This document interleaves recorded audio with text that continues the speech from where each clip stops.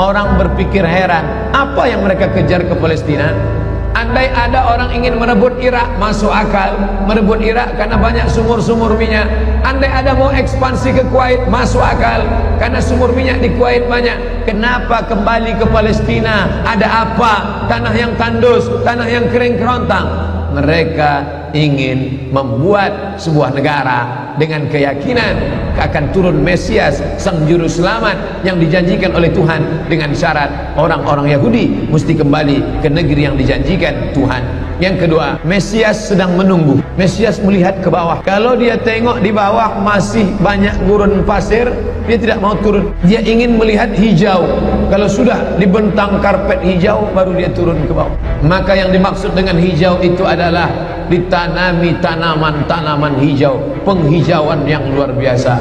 Dan ketika Israel masuk ke Palestina, mereka ambil tanah itu, mereka hancurkan rumah orang Islam, mereka buat tembok panjang. Penjara terbesar dan terpanjang di dunia adalah Palestina. Mereka kurung orang Palestina. Mereka buat tembok beton yang tinggi, panjangnya 700 km lebih. Mereka membuat tembok tinggi 700 km. Bayangkan, umat Islam terisolir dan mereka tanami hijau-hijau. Tanaman apa yang mereka tanam?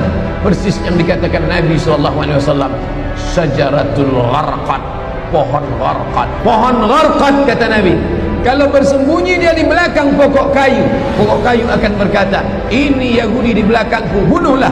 Kalau bersembunyi dia di belakang batu akan berkata, ini ada Yahudi, bunuhlah. Tapi kata Nabi, ada satu pohon yang tidak mau menunjukkan dia. Ini pohon mereka, kata Nabi. Apa itu? Syajaratul gharqad, pohon gharqad. Subhanallah, Masya Allah. Apa yang dikatakan Nabi dulu terwujud sekarang. Mereka tanam pohon gharqad ini sebanyak-banyaknya. Kapan Mesias akan turun? Mesias akan turun kalau Babilonia dibantai terus.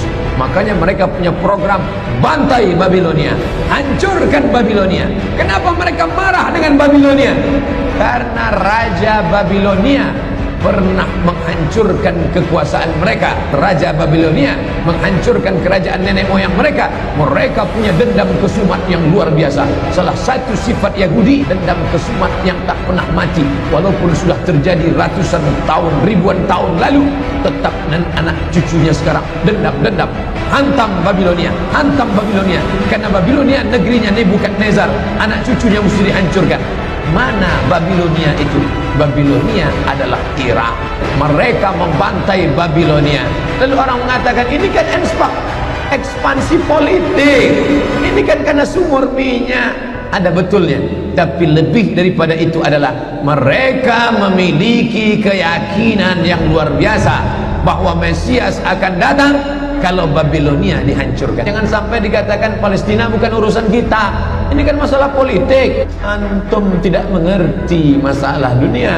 Palestina adalah masalah umat Islam. Subhanalladzi asra bi'abdihi. Maha suci Allah yang sudah memperjalankan hambanya minal masjidil haram, dari masjidil haram ilal masjidil aqsa, masjidil aqsa. Masjidil aqsa Palestina.